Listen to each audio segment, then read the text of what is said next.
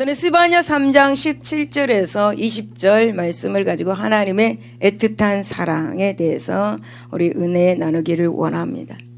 여러분, 우리 모두는 사랑받기 위해 태어난 하나님의 사람들입니다. 여러분, 사랑받고 있습니까? 우리 모든 사람은 사랑을 받으며 또 그 사랑을 이웃에 주며 살아가는 존재들로 하나님께서 우리를 만드셨습니다. 여러분, 차디찬 영화의 날씨에 있었던 일입니다. 아파트에 사는 한 가정에서 새 한 쌍을 선물로 받아 매일 아침마다 신선한 공기와 햇빛을 받으라고 초롱을 베란다에 걸었다가 저녁이면 들어오곤 하였습니다. 그래서 새는 자라서 어미새가 되었습니다. 어미새는 어느덧 알을 품더니 2마리 예쁜 새끼를 갖게 되었습니다. 그 새끼들은 초롱 속에 만들어진 둥지에서 자라게 되었습니다. 그러던 어느 날 베란다에 둔 것을 깜빡 잊어버리고 영화의 날씨에 밤을 그냥 보내버렸습니다. 아침에서야 생각이 나서 초롱을 생각하고 허둥지둥 나가보니까 어미새는 둥지에 몸을 덮은 채로 얼어 죽어 있었습니다. 자신의 실수로 인해서 생명을 잃게 한 것을 생각하고 가슴을 치면서 죽은 어머니의 쇠를 집었습니다. 그런데 얼어 죽은 어미새 밑에 1마리의 큰 새와 2마리의 새끼는 그대로 살아 있었다는 것입니다. 어미새의 지극한 헌신은 육체로 둥지를 덮어서 얼어 죽으면서까지 남은 생명들을 사랑한 기막힌 이야기입니다. 여러분, 어미새는 차가워지는 그 혈관을 의식하면서 무엇을 생각했을까요? 사랑하는 여러분, 우리 예수님은 세상의 한파, 죄악의 한파가 몰아닥쳐서 모두가 죽음에 직면하였을 때 차디찬 그 십자가에 몸을 던져서 스스로 차가워지면서 세상이라는 둥지를 덮음으로 그 한파 속에서 뜨거운 혈액으로 소생케 한 사랑입니다. 이것이 바로 우리 하나님의 사랑입니다. 하나님께서는 지극히 우리 인간을 사랑하십니다. 아멘. 여러분, 오늘 본문은 하나님의 사랑에 대해서 깊은 그런 뜻을 밝히고 있습니다. 여러분, 스바냐 선지자 아십니까? 좀 생소할 것입니다. 스바냐 선지자는 이 히스기야 왕의 현손이로서 유다 왕 요시아의 초기에 활동한 인물입니다. 스바냐 앞에서 활동한 선지자는 므낫세 시대에 활동한 나훔 선지자였습니다. 스바냐 다음으로는 여호야김 시대에 활동한 하박국 선지자입니다. 그리고 예레미야 선지자는 스바냐의 사형 만렵에 그렇게 활동했습니다. 스바냐 3장 1절을 보면 폐역하고 더러운 곳 포악한 그 성읍이라고 그렇게 말씀합니다. 이렇게 스바냐가 활동했던 그 당시에는 유다 땅의 우상 숭배가 굉장히 극성을 부렸습니다. 또 사회 도덕적 부패와 타락의 심각한 그런 지경에 이른 폐역의 시대였습니다. 유다가 그처럼 폐역하게 된 것은 현 왕 히스기야 이후로 우상 숭배를 자행하는 가운데서 폭정을 일삼는 사악한 왕 므낫세의 55년 통치와 아몬의 2년 통치의 필연적인 결과였습니다. 무려 57년 동안 자행된 이 우상 숭배의 관습은 이제 유다 사회 곳곳에 돌이킬 수 없을 만큼 큰 뿌리를 내리고 말았습니다. 하나님의 말씀을 떠난 사악하고 이 음란한 이방 우상의 숭배는 또한 사회에 도덕적으로 엄청난 악영향을 끼쳤습니다. 그래서 유다 땅은 음행과 살인과 폭력과 압제, 사치, 그리고 뇌물, 거짓과 불법 등등이 판을 치는 그런 사악한 땅이 되고 말았습니다. 권세자들은 자신의 권세를 이용하여서 가난하고 힘없는 약자들을 착취했습니다. 재판장들은 뇌물을 받고 판결을 곱게 했습니다. 소위 선지자들은 불의한 권력에 아첨하여 말씀을 곱게 했습니다. 제사장들은 외식과 위선으로 성소를 더럽히고 율법을 범하였습니다. 이 같은 흑암의 때에 스바냐는 하나님의 공의에 사랑의 공의에 근거해서 심판을 외쳤습니다. 그 심판을 여호와의 날로 표현하고 있습니다. 여호와의 날은 악인에게는 그 죄악이 심판받는 멸망의 길이고 의인에게는 그 신실함이 보상되는 구원의 날입니다. 이처럼 스바냐는 심판과 이 구원이라는 이중적 개념을 가진 여호와의 날을 메시지의 주제로 삼아서 그 당대의 유다 백성들에게 한편으로는 하나님을 또 한편으로는 하나님의 사랑을 일깨워 주었습니다. 그렇다면 우리는 이 우리 본문을 통해서 이렇게 악한 세상에 하나님은 어떤 사랑을 베풀었나 한번 살펴보고 서로 은혜 나누기를 원합니다. 첫 번째, 하나님은 우리 심장 깊숙한 곳에서 구원의 역사를 이루십니다. 여러분 17절 상반절을 보면 너희 하나님 여호와가 너희 가운데 계시니 그는 구원을 베푸실 전능자시라 라고 그렇게 말씀합니다. 여러분 이 17절의 말씀을 여러분들이 많이 들었을 것입니다. 이 말씀은 우리에게 굉장히 감격적이고 위로의 말씀이고 은혜로운 말씀입니다. 본문을 보면 하나님은 너희 하나님 여호와라 라고 그렇게 칭하고 있는데 이 말씀은 하나님과 하나님의 백성과의 인격적인 관계를 나타내 주는 말씀입니다. 즉 하나님께서 다른 누구의 하나님도 아닌 내 남편 또 내 자녀 내 가족의 하나님도 아닌 오직 택한 하나님의 백성 즉 개인의 하나님을 나타내 주고 있습니다. 너라는 것은 개인을 말하는 것이며 그리고 이어지는 너의 가운데 계시니 라는 말씀은 단순히 하나님께서 하나님의 백성들과 관계를 맺고 있을 뿐만 아니라 하나님의 백성들 안에 내주하시면서 동거하시는 분임을 말씀해 주고 있는 것입니다. 너희 가운데 계시니 이 말씀의 원문상은 케레브라고 이렇게 표현을 사용됩니다. 이것은 무슨 뜻이냐 하면 중심 그리고 심장 깊숙이 또 가운데라는 의미를 가지고 있습니다. 즉 하나님은 당신의 백성의 중심에 계시며 당신의 백성이 고동치는 심장 내면 깊숙한 곳에 자정하시는 분이다 라는 것입니다. 그러니까 우리 고동치는 이 심장 깊숙한 곳에 임재에 계신다라는 것입니다. 그러니까 저와 여러분의 심장 깊숙한 곳에 하나님께서 임재에 계시는 것입니다. 얼마나 감사한 겁니까? 여러분 왜 하나님은 우리의 심장 깊숙한 곳에 임재해 계실까? 여러분 하나님은 이렇게 우리의 심장 깊숙한 곳에 임재하신 것은 바로 당신의 택한 자녀들과 관계를 맺기 원하시기 때문입니다. 여러분 하나님은 우리 심장 깊숙한 곳에 임재해 계실까? 왜? 그것은 바로 우리를 구원하시기 위함입니다. 당신 스스로 우리 심장 깊숙한 곳에 들어오셔서 당신의 사랑을 표현하시기를 원하셨습니다. 여러분 이 본문의 말씀은 이러한 뜻을 가지고 하나님은 우리를 사랑하심으로 구원하시기 위해 우리에게 오셨다라는 것을 확증을 하고 있습니다. 여러분 그 구원하심이 얼마나 은혜롭고 참된 것인가? 오늘 이 시간 여러분 이 하나님의 사랑과 은혜를 깨달으시기를 바랍니다. 심장 깊숙한 곳에 임재해 있는 그 하나님의 사랑을 깨달으시기를 바랍니다. 말로만 하는 하나님의 사랑이 아닙니다. 직접 몸으로 보여주는 사랑이셨습니다. 여러분 성경이 말하는 이러한 구원은 세속 종교와 비교할 때에 현격한 대조를 형성하는 것이기도 합니다.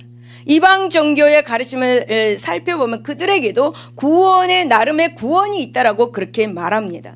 그러나 여러분 그들 이방 종교들이 가르치는 구원이란 무엇인가? 우리와 똑같은 인간이 신이 되는 것입니다. 인간은 신이 될 수가 없습니다. 우리와 똑같은 인간이 신이 되는 것, 이방 종교들이 가르치는 구원, 즉 인간이 신의 경지에 이르는 것, 신적 깨달음에 이루며 신적 완전함을 갖추는 것이라고 그들은 말합니다. 이를 인해서 이방 종교는 소위 자력 종교라고 말하고 있습니다. 이러한 가르침에 의한다면 죄인들, 악인들 그리고 허물과 오류로 그렇게 가득한 자는 구원의 경지에 결단코 이르지 못합니다. 그들이 여러분 말하는 신들은 죄 많은 이 세상에서 사는 사람들과 거리를 두고 존재할 수밖에 없습니다. 그러나 여러분, 성경이 증거하는 이 하나님의 구원은 인간이 하나님께 이르러 구원받는 것이 아니다. 하나님의 이 구원은 하나님께서 직접 인간에게 내려가 구원하신 것임을 가르치고 있는 것입니다. 그러니까 인간의 심장 깊숙이 들어가서 임재하셔서 당신의 구원의 역사를 이루어 나가신다라는 것입니다. 할렐루야. 즉 여러분, 하나님은 하늘 위에서 우리에게 당신께 이르도록 요구하시는 분이 아닙니다. 당신의 백성들 가운데 내려오시고 그들과 함께 하셔서 그들을 당신의 능력, 그러니까 전능하신 능력으로 구원하시는 분이십니다. 여러분, 우리가 하나님께로 가는 것이 아니라 하나님께서 우리에게 직접 우리 심장 깊은 곳에 임재하여 들어오신다라는 것입니다. 할렐루야. 기가 막힌 사랑입니다. 여러분, 성경을 보면 하나님께서 당신의 백성들 가운데 구원을 이루신 모습을 볼 수 있습니다. 구약에서는 모세에 대해서 나옵니다. 예, 하나님께서 택한 구원자 모세를 보내서 이스라엘을 애굽에서 출애굽해 냈습니다. 건져냈습니다. 그러나 여러분, 하나님께서는 모세만 보내신 것이 아닙니다. 여러분, 하나님께서는 하늘에서 팔짱만 끼고 어디 두고 보자, 이걸 하나 안 하나 보자, 지켜만 보지 않았습니다. 하나님은 모세를 보내시기 전에 애굽 사람에게 압제받은 자기 백성들의 고통을 보시고 그 부르짖음을 들으셨습니다. 그래서 하나님은 모세에게 출애굽기 3장 8절에 내가 내려가서 그들을 애굽인의 손에서 건져내고 그들을 그 땅에서 인도하여 아름답고 광대한 땅, 젖과 꿀이 흐르는 가나안 땅에 데려가러 하노라라고 그렇게 말씀하셨습니다. 여러분, 이 말씀은 바로 하나님께서 당신이 친히 애굽 사람에게 고통받는 그 당신의 백성들 가운데 계시면서 그들을 그 가운데 계시면서 구원을 이루시겠다라는 그런 말씀입니다. 그래야여서 하나님은 이제 출애굽기 12장 51절에 바로 그날에 여호와께서 이스라엘 자손을 그 무리대로 애굽 땅에서 인도하여 내셨다라는 것입니다. 여러분, 하나님은 모세와 더불어 당신의 권능과 위엄을 드러내시고 이스라엘을 친히 인도해 주셨습니다. 하나님은 애굽에서 나온 이스라엘 가운데 친히 임재하심을 이스라엘을 인도하는 그런 구름 기둥과 불 기둥으로 표현하고 있는 것을 보게 됩니다. 이를 출애굽기 13장 21절에서 22절을 보면 여호와께서 그들 앞에서 가시매라고 그렇게 표현했습니다. 이런 하나님의 구원의 역사는 신약시대를 여는 예수 그리스도의 사역을 통해서 더 분명하게, 더 선명하게 드러나고 있는 것을 보게 됩니다. 예수 그리스도, 여러분, 예수 그리스도는 누구입니까? 여러분, 예수 그리스도는 다름 아닌 하나님의 아들이시며 또한 하나님 자신입니다. 곧 하나님께서 친히 자기 백성을 구원하시고자 그들 심장 깊숙한 곳에서 거하시며 또 세상 누구도 가까이지 않을 나병 환자, 그리고 창기, 그리고 세리, 죄인들에게도 천국 복음을 전하여 구원에 이르게 하였습니다.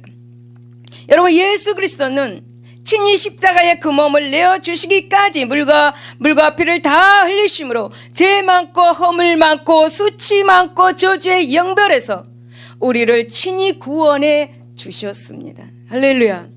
사랑하는 여러분, 우리는 그 누구이든 상관없이 우리 스스로 구원에 이를 수가 없는 것입니다. 우리 스스로 완전해지거나 의로워질 수가 없는 것입니다. 우리 형편이 그러하기에 우리 스스로 어떻게 해도 구원에 이를 수가 없는 것입니다. 그런 우리가 구원의 소망을 가질 수 있는 것은 오직 우리 심장 속, 우리 고동치는 심장 깊숙한 곳에 친히 오셔서 우리를 구원하시는 전능하신 하나님으로 말미암아 우리는 구원을 받았습니다. 그러므로 사랑하는 여러분, 지금도 우리를 구원의 길로 인도하시며 구원의 역사를 주도적으로 이루시는 전능하신 하나님만을 한결같이 신뢰할 수 있기를 예수 이름으로 축원을 드립니다. 두 번째는 우리를 왜 구원하시는 것일까요? 우리를 사랑하시기 때문입니다. 왜 하나님은 우리 심장 깊숙이 찾아오셔서 구원을 이루시는 것일까? 그것은 바로 우리를 사랑하시기 때문입니다. 여러분, 우리는 호세아 선지자를 알 것입니다. 우리 호세아 선지자를 통해서 하나님의 진정한 사랑을 발견할 수 있습니다. 호세아 선지자는 말도 안 되는 결혼을 합니다. 하나님께서 명령하심으로 하나님이 정해준 창녀와 결혼을 합니다. 말이 됩니까? 하나님께서는 그 결혼을 통해서 이스라엘 백성들이 얼마나 사랑하시는지, 또 이스라엘 백성들을 회복시키시기를 원하시는 하나님의 간절한 사랑의 마음을 잘 보여주고 있습니다. 여러분, 호세아 선지자는 사람입니다. 우리와 똑같은 사람. 혹시 여러분에게 하나님께서 너 저 창녀하고 결혼해라, 그렇다면 여러분 어떻게 할까요? 여러분, 호세아는 우리와 똑같은 성정을 가진 사람이기에 여러 가지 생각을 했을 수도 있습니다. 그러나 호세아 선지자는 하나님의 명령에 순종하여서 결혼을 합니다. 여러분, 호세아 선지자 결혼 생활이 어떠했겠습니까? 창녀 고멜 데리다가 결혼을 했는데, 호세아의 부인 고멜은 밖으로 나가서 창녀의 생활을 합니다. 결혼을 했는데도 불구하고. 그런데 그 남편 호세아는 또 돈을 주고 가서 하나님께서 너 가서 데려와라, 그 명령에 순종해서 또 돈을 주고 데려옵니다. 몇 번씩 반복하여 밖에 나가서 문 남성들과 노는 고멜을 돈을 주고 찾아옵니다. 우리가 이 결혼을 이성적으로 볼 때 한마디로 말씀을 드리면 엉망진창의 결혼 생활, 깨가 쏟아지는 결혼 생활이 아니라 엉망진창의 결혼 생활. 여러분, 호세아 선지자는 이 결혼을 통하여서 하나님께서 사랑하시고 회복시키시길 원하시는 이스라엘 민족을 얼마나 사랑하시는지 진정으로 알게 되었습니다. 여러분, 하나님이 원하시는 사랑은 조건 없는 사랑입니다. 하나님의 사랑은 인간의 관점과는 차원이 다른 완전한 사랑입니다. 하나님은 사랑 자체이시기 때문에 하나님의 사랑의 마음은 너무 크고 한이 없으셔서 우리가 그 사랑에, 그 하나님의 사랑에 너비와 길이와 높이와 깊이의 마음을 가늠할 수 없어서 진정한 사랑이란 것을 잘 모를 수 있습니다. 또한 우리가 느낄 수 없는 범위에서 하나님께서 우리를 사랑한다는 것이 어떤 것인지 잘 이해하지 못할 것 같다는 생각도 듭니다. 왜냐하면 사랑할 줄 모르면 사랑받는 것도 서툴기 때문입니다. 여러분, 하나님께서는 이 호세아를 통하여서 보여준 사랑은 율법적인 사랑이 아닙니다. 정죄하는 사랑이 아닙니다. 죄를 지적하는 사랑이 아닙니다. 호세아의 사랑은 정말 아름다운 조건 없는 사랑, 하나님께서 명령하신 것 그저 순종하는 사랑. 여러분, 호세아 선지자를 통해 사랑받는 것보다 사랑하는 마음이 어떤 것인지를 또 잘 알게 됩니다. 내 이웃의 죄와 허물을 예수 그리스도의 사랑으로 덮어주는 사랑, 진정 사랑할 줄 아는 사람은 용서를 할 수 있는 것입니다. 인내하며 기회를 주며 참으며 끝까지 기다릴 줄 아는 사람, 이런 사람이 바로 하나님의 사람이 아닌가 싶습니다.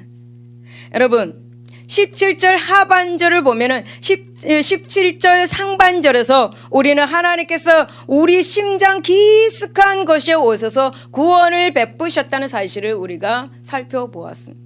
그리고 이제 이어지는 하반절 말씀을 보면은 그가 너로 말미암아 기쁨을 이기지 못하며 너를 잠잠히 사랑하시며 너로 말미암아 즐거이 부르며 기뻐하시리라 라고 그렇게 말씀합니다.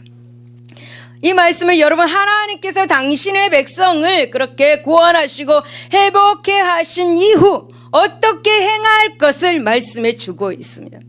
그러니까 여기 말씀에서 특별히 너를 잠잠히 사랑하시며 라는 말씀입니다.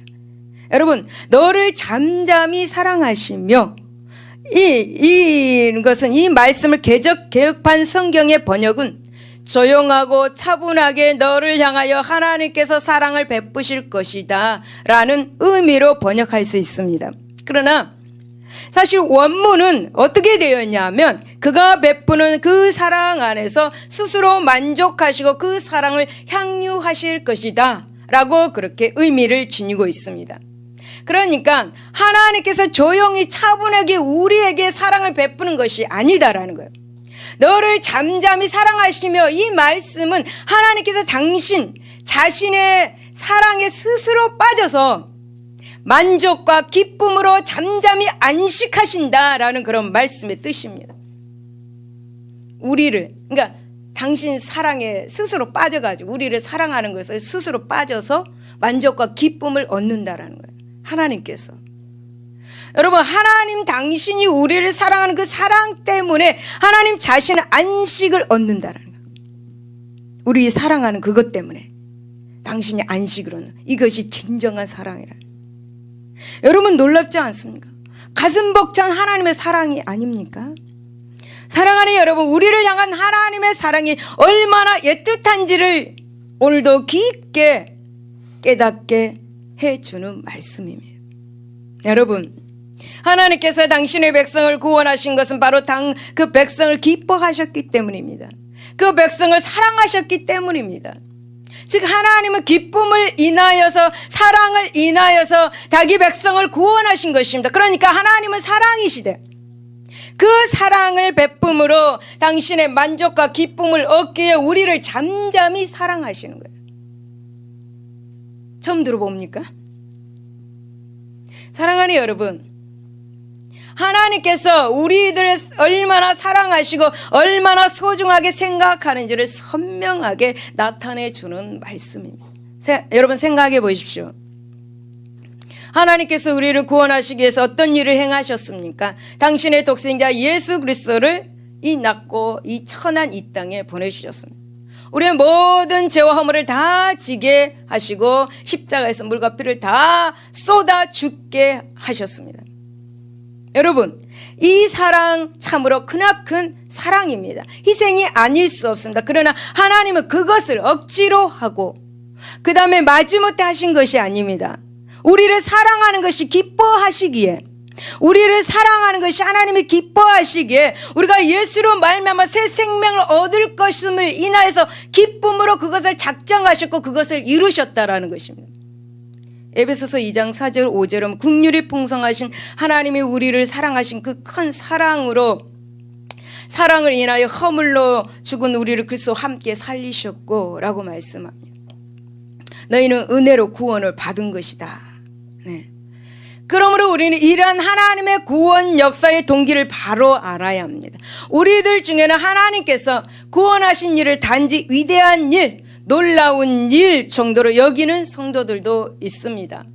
물론 하나님의 이 구원의 역사는 참으로 위대하고 놀라운 일입니다. 그러나 그 위대한 일, 놀라운 일에 그친다면 그들은 하나님의 구원에 대한 진정한 의미를 깨닫지도 헤아리지도 못하고 있다라고 말할 수가 있습니다.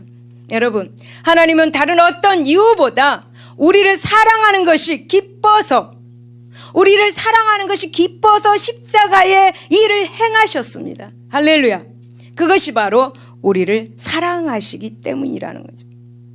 우리를 사랑하지 않고는 견딜 수 없었기 때문입니다. 우리를 사랑하지 않으면 당신이 편하지 않기 때문입니다. 여러분, 우리를 사랑하심으로 우리를 당신의 아들의 그 피를 다 흘려 사랑하시고 구원하심으로 당신 자신이 안식을 누릴 수 있으셨기 때문이라는 거예요. 당신이 안식을 갖기 위해서. 사랑하는 성도 여러분, 하나님께서 우리에게 얼마나 큰 사랑을 갖고 계시는지, 또 얼마나 우리를 기뻐하시는지를 아시겠습니까? 우리는 이 하나님의 깊은 사랑을 알아야 하고 온전히 알기 위해서 우리는 항상 힘써야 할 것입니다. 그래야 할 때 우리는 비로소 우리를 구원하신 그 기쁘신 하나님의 뜻 또한 바로 헤아려 알 수 있을 것입니다. 여러분, 우리를 구원하신 하나님의 기쁘신 뜻을 알 때 우리 역시 사명감이나 그런 책임이나 의무, 명령의 차원을 넘어서 자원함으로, 기쁨으로 하나님을 기쁘게 해드리기에 힘쓸 것입니다. 그 사랑을 안다면. 또한 이와 같은 삶을 살 때 말로 형용할 수 없을 만큼 우리를 사랑하신 하나님을 우리 또한 사랑한다고 진정으로 고백할 수 있을 것입니다. 사랑한다고 고백을 함으로 하나님께 더 큰 기쁨을 드릴 수 있을 것입니다. 세 번째는 구원받은 성도는 상황이 어떠하든 하나님에 대한 열정이 있어야 합니다. 본문 18절을 보면은 내가 절기로 말미암아 근심하는 자들을 모으니라 라고 그렇게 말씀하고 있습니다. 여기서 이 절기는 구약의 이스라엘 백성들이 하나님 앞에 지켜야 할 유월절, 맥주절, 초막절 등 3대 절기를 말하고 있습니다. 그러니까 이 절기에 하나님의 백성들이 하나님 앞에 거룩한 성회로 모여야 할 것을 말하고 있는 것이죠. 이러한 절기는 여러분 이스라엘 백성 선민들이 성소인 예루살렘에 모두 나가서 지켜야만 합니다. 이 본문의 배경은 하나님의 선민들이 하나님의 심판을 받아서 이방 땅에 포로로 끌려간 그 상황입니다. 이처럼 이방 땅에 포로 신세로 있기에 그렇게 자연스레 그들의 절기를 지키고 싶어도 지키지 못한 그런 경우가 있었습니다. 그래서 이 절기를 지키지 못하는 것에 근심하지 않을 수 없었다라고 그러고 지금 성경은 말하고 있는 거죠.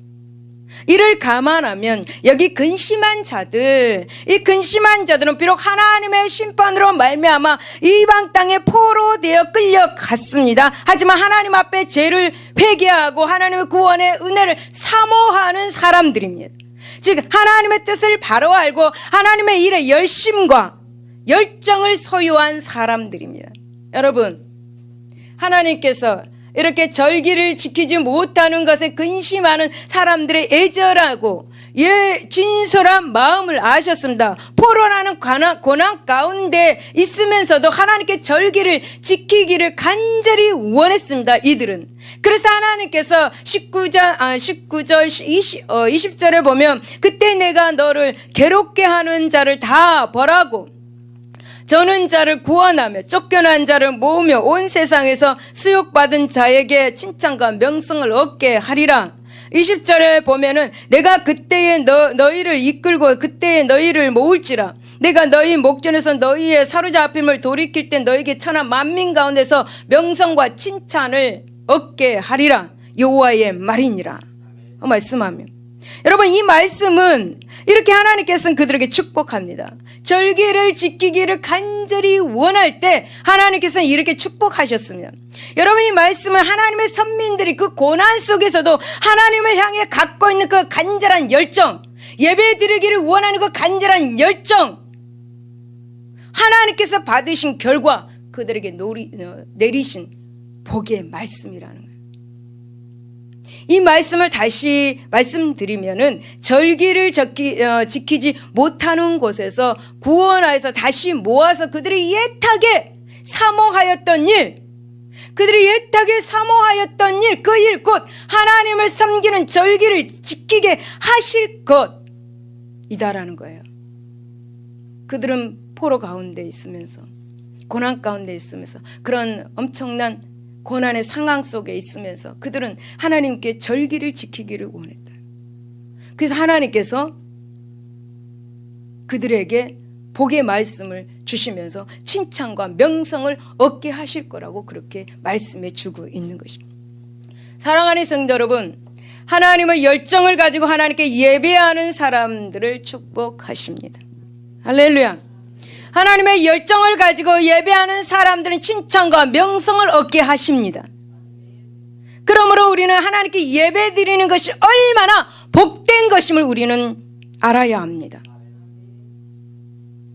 주일 성수 잘 하시기를 바랍니다. 주일 성수만 해도 복을 받는 것입니다. 여러분 시시하게 예배 드리는 것이 아니라 아무 마음도 없이 그저 앉아서 예배 드리는 것이 아니라 하나님을 향한 열정을 가지고 하나님께 예배를 드릴 때 여러분의 질병이 떠나가고 여러분의 문제가 떠나가고 사회에서는 하나님께서 칭찬과 명성을 얻게 하신다라는 것입니다. 얼마나 큰 축복입니까? 여러분 혹시라도 자녀가 가족이 아직 예수 믿지 않는 가운데 있다라면 구원의 길로 인도할 수 있기를 바랍니다. 자녀들이 잘 되기를 원하신다면, 가족 식구들이 잘 되기를 원하신다면 여러분 그들을 예수 믿게 해서 구원받게 해서 하나님을 향한 사랑의 열정을 가지게 해서 예배를 드리고 그들의 삶이 칭찬과 명성을 얻게 하도록 여러분들이 인도하시기를 예수 이름으로 축복을 드립니다. 할렐루야. 사랑하는 여러분, 지금 하나님은 우리에게 하나님을 향한 열정과 하나님을 기쁘시게 하고자 하는 열정을 가지고 있는지 지금 묻고 계십니다. 여러분 열정을 가지고 있습니까? 하나님의 사랑의 열정을 가지고 하나님께 지금 예배를 드리고 있습니까? 그렇다면 여러분 삶 속에서 칭찬과 명성을 얻게 하실 줄로 믿습니다. 할렐루야. 할렐루야. 여러분 사람은 자기가 처한 상황이 힘겹고 어려우면 대개는 자기 중심적이거나 그리고 자기 방어적인 삶을 살게 마련입니다. 그리하여서 이제 성도들 중에도 어떤 문제로 인해서 고통 가운데 처하면 하나님의 말씀도 하나님의 뜻도 제쳐두고 오직 자기 편의와 유익만을 추구하며 사는 경우가 허다합니다. 소위 크리스찬들이. 하지만 여러분 하나님을 향한 참 신앙을 가진 성도는 어떤 상황 가운데에도 있든지 하나님을 향한 사랑의 열정을 잃지 않습니다. 여러분 하나님을 향한 사랑의 열정이 있는 사람은 어떤 고난도 어떤 상황의 그런 방편을 통해서든 하나님을 향한 자기 신앙과 사랑을 간절함을 이 사랑의 간절함을 하나님께 표현하고자 몸부림을 칠 것입니다. 여러분 다윗은 하나님의 사랑의 열정을 가진 사람입니다. 다윗은 젊은 시대에 당시 왕이었던 사울에게 쫓겨다니는 도망자 신세였습니다. 하지만 그 상황 속에서도 그 고통의 눈물 속에서도 하나님을 향해서 항상 기도하면서 하나님을 찬양하고 하나님을 향한 자신의 열정을 표현한 것을 보게 되는데 그것이 바로 시편의 주옥 같은 신앙 고백과 찬양으로 남겨져 있습니다. 여러분 다니엘이 이방 바벨론 땅에 포로로 잡혀갔습니다. 하지만 그곳에서도 단 하루도 빠짐없이 예루살렘을 향해서 창을 바라보면서 하루에 3번씩 꼬박꼬박 기도를 했습니다.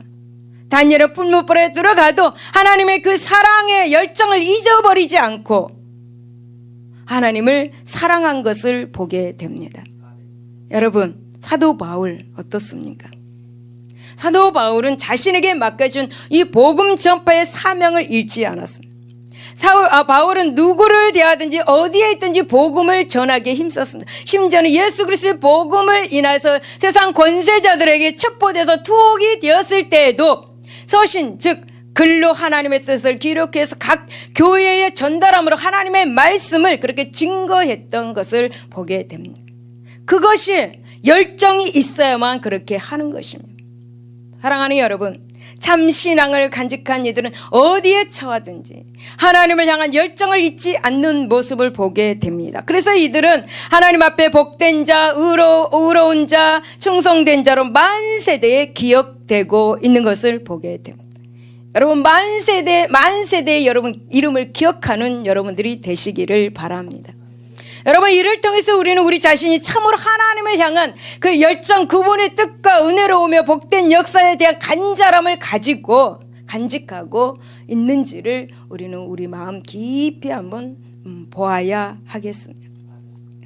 여러분 혹 상황이나 형편을 핑계로 하나님을 섬기는 것, 하나님께 충성하고 헌신하는 것을 소홀히 하거나 뒷전에 제쳐두지 않았는지를 우리 자신을 한번 돌아보아야 합니다.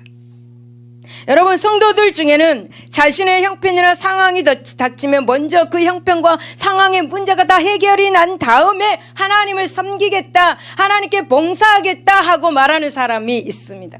그러나 그것은 여러분 어리석은 말이고 또 불신앙적인 행동일 뿐입니다. 참으로 하나님을 신뢰하고 의지한다면 우리가 어떤 형편에 처하든지 하나님을 한결같이 섬겨야 할 것입니다. 하나님을 향한 열정, 사랑의 열정을 가지고 있어야 한다라는 것입니다. 그러므로 사랑하는 여러분, 어떤 형편이나 상황이 있을지라도 하나님을 붙들며 하나님의 은혜와 도움을 더욱 간절히 소망하며 하나님의 일에 더욱 열심을 낸다면 반드시 저와 여러분은 하나님께서 칭찬과 명성을 얻게 하실 것입니다. 결론입니다. 어떤 선교사가 MG로 가는 도중에 여자의 비명을 듣게 되었습니다. 무슨 소린가 하고 가까이 가보니까 아들이 노예로 끌려가는데 그 엄마가 주인을 보고 주인님, 나도 아들과 함께 사 주십시오 라고 하는 것입니다. 저희 모자가 함께 가서 열심히 일하겠습니다 하면서 예언하는 거예요. 그러나 그 주인이 안 돼 하면서 아들만 끌고 가는데 그 엄마는 생명을 내걸고 함께 사달라고 하는 것이었습니다. 너의 엄마도 울고 너의 아들도 울고 이제 한번 헤어지면 영원히 만나지 못한다라는 것입니다. 이 광경을 보던 그 선교사는 주머니에 있는 모든 돈을 다 털어가지고 그 두 모자를 사서 자기 집으로 데려갑니다.